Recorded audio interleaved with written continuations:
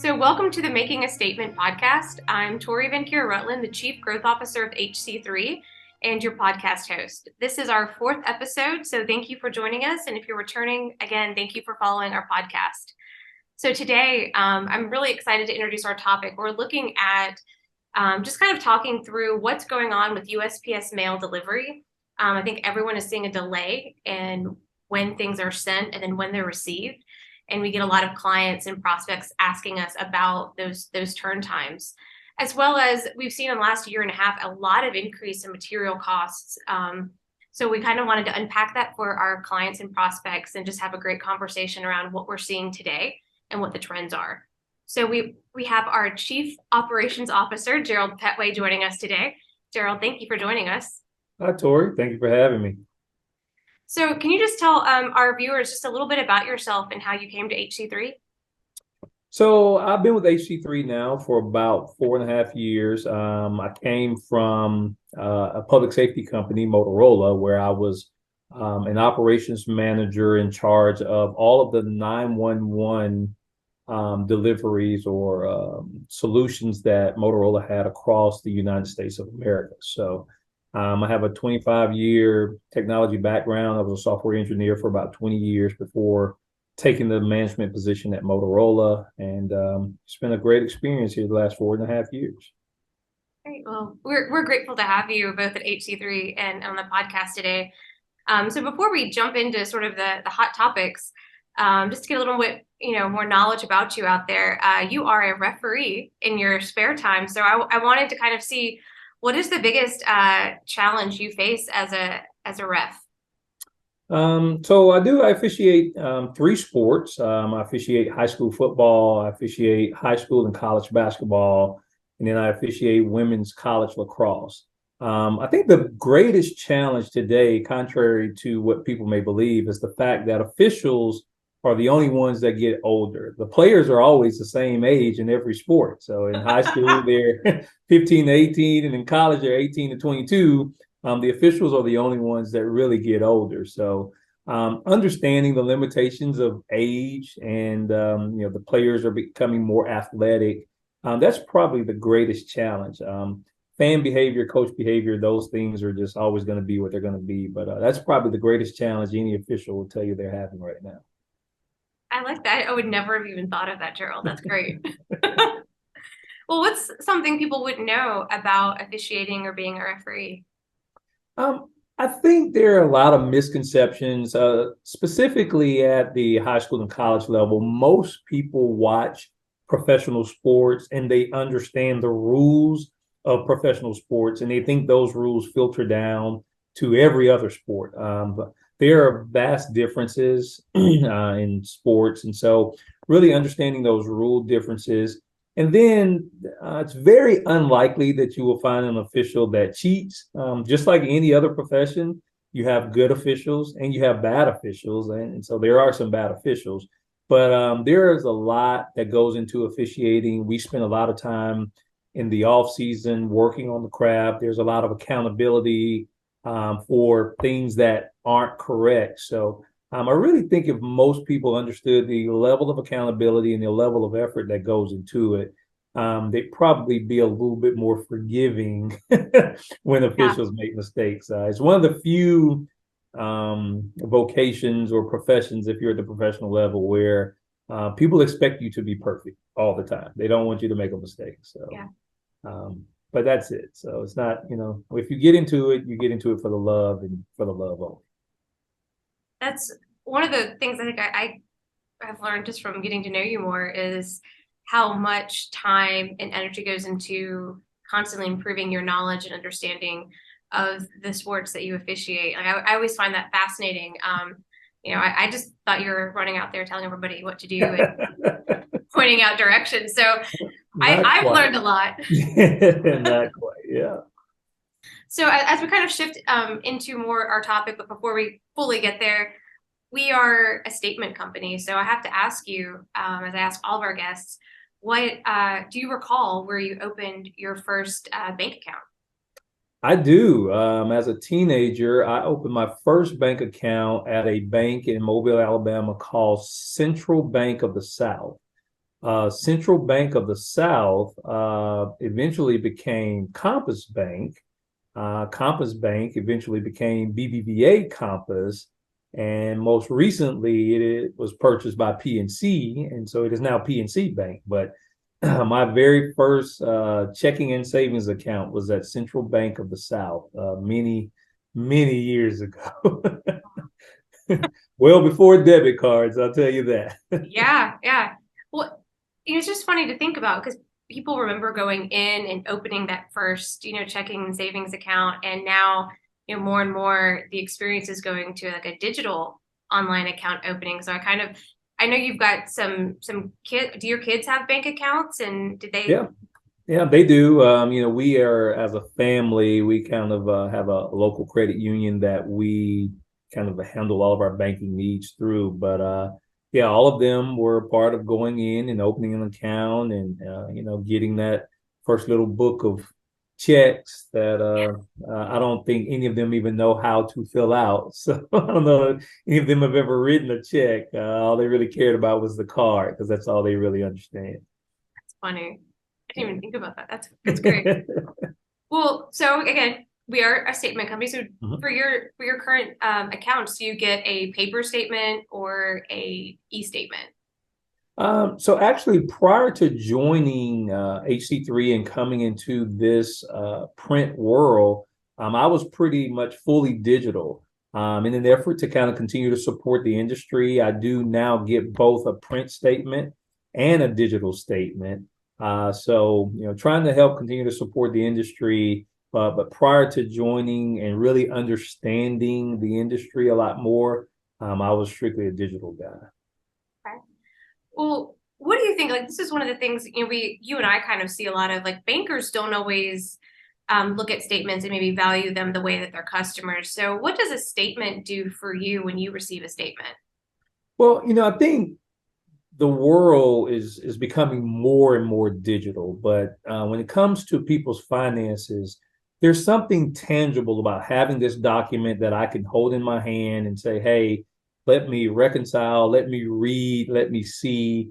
It's one thing to scroll through a computer and look at a bunch of lines of information, but when I get an actual statement in my hand, if it has any type of graphics or charts, it kind of bring things home for me. And so I think there are still a lot of people in this world who really want to just take their statement and say, hey, let me sit down and really see what have I done for the last 30 days here and how is that impacting my life. That's I mean, I think that's true. There's something, especially now that my husband and I've merged all of our accounts. Kind of, it's like there's a lot more activity, and there's a lot of if you're using your debit card, there's a lot of swipes going on, and so it's a lot to view in that digital space. And so I think statements do serve a different purpose than maybe they used to, but I definitely think they hold true as a valuable banking tool. Well, and even as an additional example of that, again, my children, they come from a different generation. And so they come from a generation of individuals taking pictures on their phone and they look at everything on their phone. I'm a little bit old school that I take a lot of pictures with a camera. I develop a lot of pictures. And so I have a lot of photo albums, but they seem to enjoy just at times going back and getting that photo album and just flipping through and looking at themselves. There's something about being able to tangibly hold something in your hands. Photos aren't always the same as statements, but it kind of has that same effect from time to time. Oh yeah, I like that analogy. That's great. Yeah. Well, so going into today's topics for our bankers, I'm out in the field quite a bit, so I hear from prospects and our clients. And they ask questions about, what's the mail delivery time? What's going on with USPS, their SLAs? And so I was wondering if you could talk to our viewers a little bit about what we're seeing from USPS today for delivery. Yeah, so previously, the Postal Service for first class mail, which is 99% of the mail that is going through the system, they had a 1 to 3 day delivery time. And so because of some changes that the Postal Service has put into place, that delivery time has expanded. And so The goal when they initially had that SLA of 1 to 3, that was put in place many years ago. Because of the changes that they're going through now, that delivery time has been increased from 1 to 5 days as a target. And so while, mail shops, much like HC3, will continue to try to process and do things same day or next day, the time that, from the time we give it to the Postal Service to the time it's actually delivered to the mailbox may increase simply because the Postal Service is going through a lot of changes right now, and it has increased the delivery time for them. So the big takeaway I just kind of gained was it's a target. It's not a. It is a target, and the Postmaster General, Louis DeJoy, our CEO Tommy McGahey, and myself had an opportunity to go sit down in a meeting with him last year where he discussed Delivering for America, which is the initiative that they have, and he made that very clear that this is our new SLA, but this is a target, and one of the reasons for that is they are doing a lot of cuts. But they're also doing a lot of modifications and improvements. And so, you have these goals and these targets, but when you're making a lot of changes at the same time, you may not always meet the SLAs that you have. And so they've accepted that as a possibility. I like that there's the front end awareness that they're sharing, like, hey, this is the change and it's a target. We are creating efficiencies, and that's going to create that sort of churn that we might not always hit the target. So that's helpful. So how can we help bankers understand these challenges for their customers? Because I think that's probably one of their biggest pieces. They're several stages down. Their customers like, where's my statement? Why isn't it here? It's always been here. Yeah. How do we help them kind of communicate that? Well, I think the first thing is we really need to be sure that everyone, ourselves as mail shops, our customers, bankers, and then their customers all understand exactly what's going on. So the Postal Service implemented a plan 2 years ago called Delivering for America, or DFA for short. And it was a 10-year plan to improve the Postal Service. And so anyone that's been around for any period of time knows the Postal Service has had many challenges. They've had a lot of revenue challenges that have driven all sorts of congressional hearings and meetings, and really just frustration within the public at large. So part of this plan, this 10-year plan, is to say, hey, we're going to become more efficient. How are we going to become more efficient? Well, we're going to improve our fleet of vehicles. So instead of having these old Jeeps that you've probably been seeing for all of your life, they want to move to more energy efficient vehicles. They want to move to electric vehicles.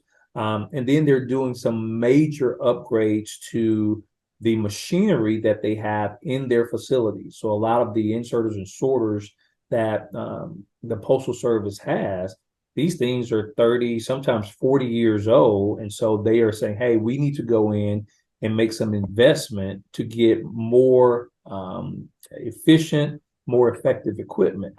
But then also part of that is they've decided, hey, we're going to do some consolidations.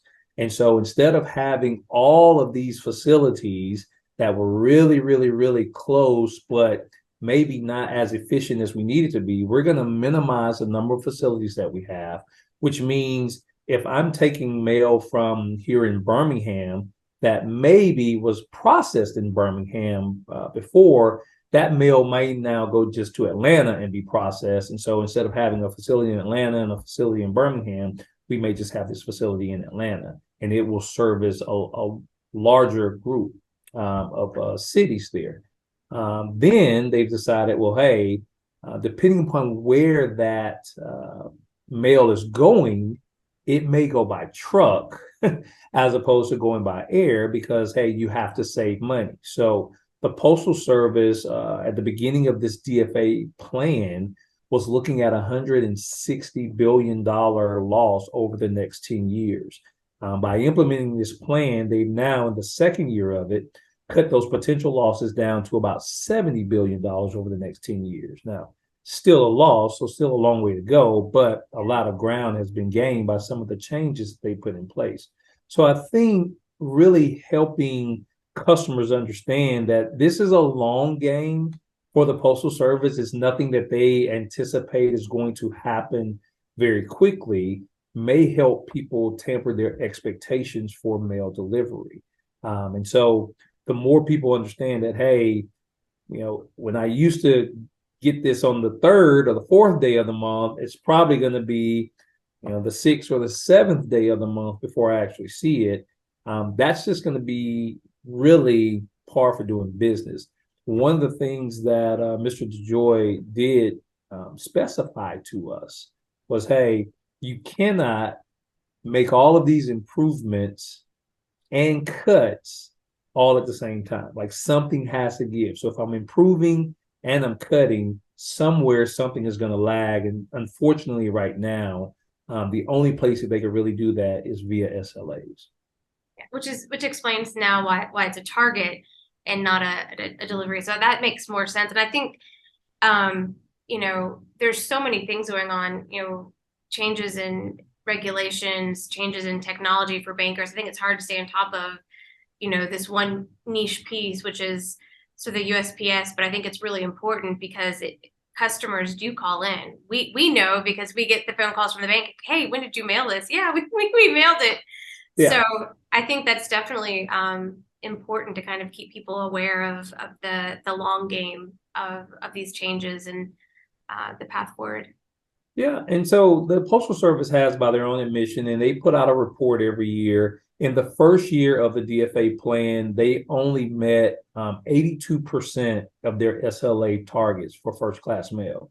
At the end of year two, which just recently ended, and the report came out, they've increased that up to 91%. So you've seen about an 8.3% growth in their SLA delivery. So the plan does appear to be working, at least on that front. Now, there are still some challenges during peak periods.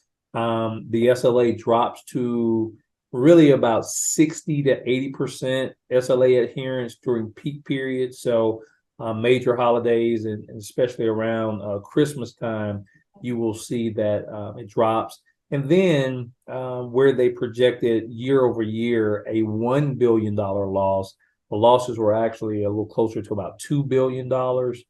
So still some challenges with the plan, but ultimately I think it will be effective, and we are seeing SLA adherence kind of come back to the levels that people want to see. Well, do you think with this sort of new long-term standard of a lengthened delivery time, should bankers push their customers to adopt more of a digital or e-statement experience?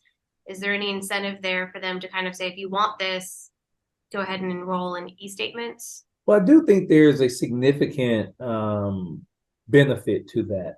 Depending upon the industry, a lot of individuals that get physical statements, they need to have those statements to do reconciliations, particularly businesses, government entities. So they're kind of waiting multiple days to get that. So much like myself, who gets both a print and a digital statement, if you opt in for a digital statement, you kind of on the front end eliminate some of that wait. A company like HC3 will be able to deliver your digital statement generally within about 12 to 24 hours from the time we get your file. And so you'll get it, process it, it'll be available for your customers to review.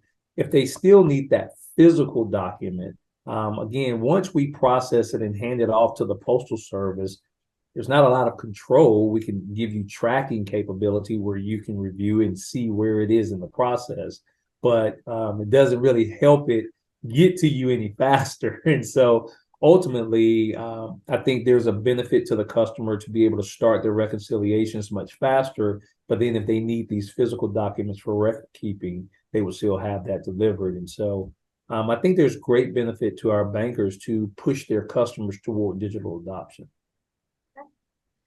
Well, kind of moving from the USPS delivery times, I know in the last year and a half, we have seen from just supply chain issues, kind of in delivery, are we still seeing that it's hard to get paper materials? So it has improved greatly. 2021 kind of was really the beginning of it, and then 2022 it was very challenging.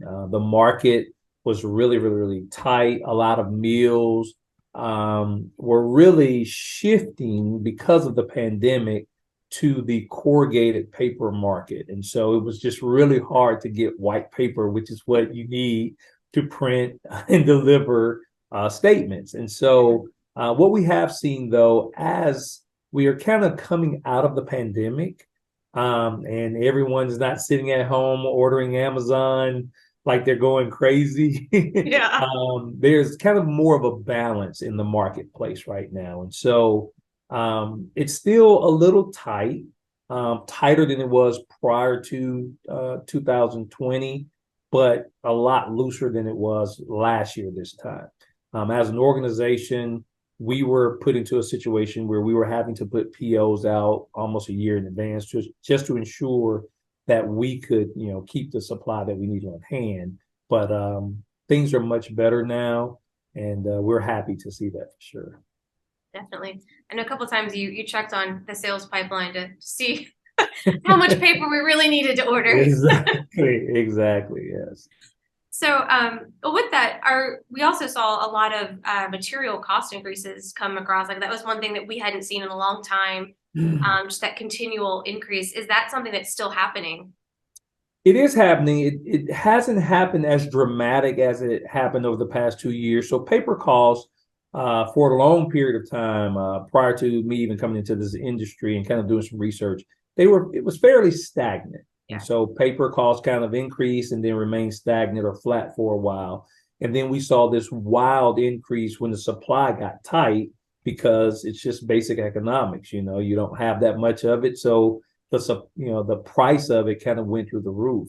I do think, much like everything else we're kind of seeing globally and specifically here in the United States, you have inflation, you have increased costs, and therefore the price of paper is going up, but nowhere near the double-digit rate increases we were seeing multiple times per year over the last 2 years. So it's kind of more in line with the GDP, which is around 2 to 3% price increases right now.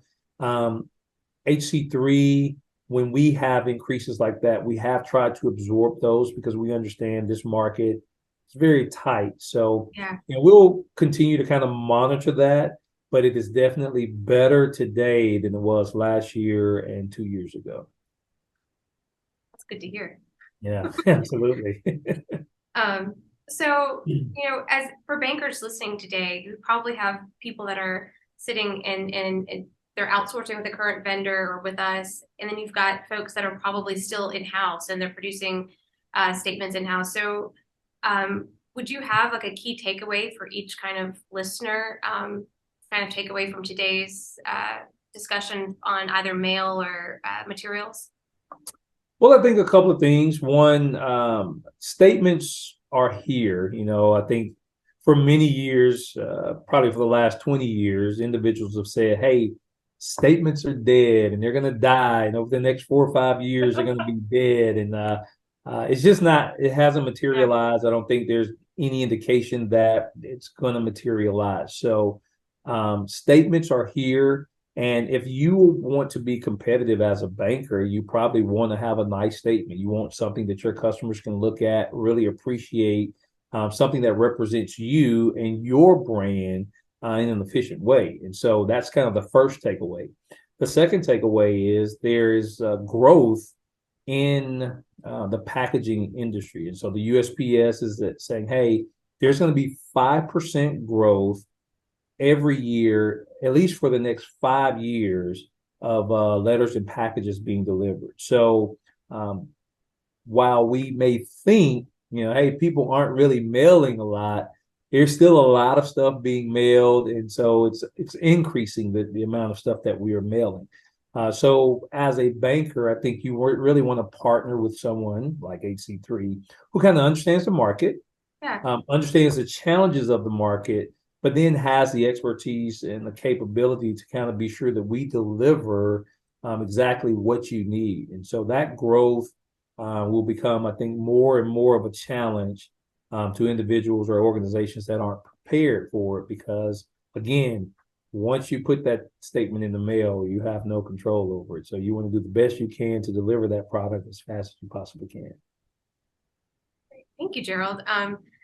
I appreciate having you on our podcast today and everything you've shared. I've learned that I need to respect the officiators a little bit more, that you've done a lot of homework in the work that you do. And hopefully our listeners have. And it's really, I think, important to know that, again, the USPS has a long game plan to create efficiencies, but they also have a target for delivery. And I think getting that message out is really important.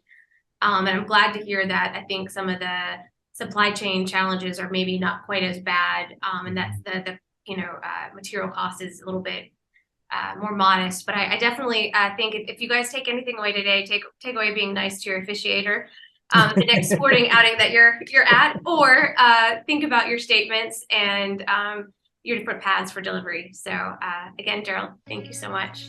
All right. Well, thank you for having me. I appreciate it. You have a great day. You too. Bye.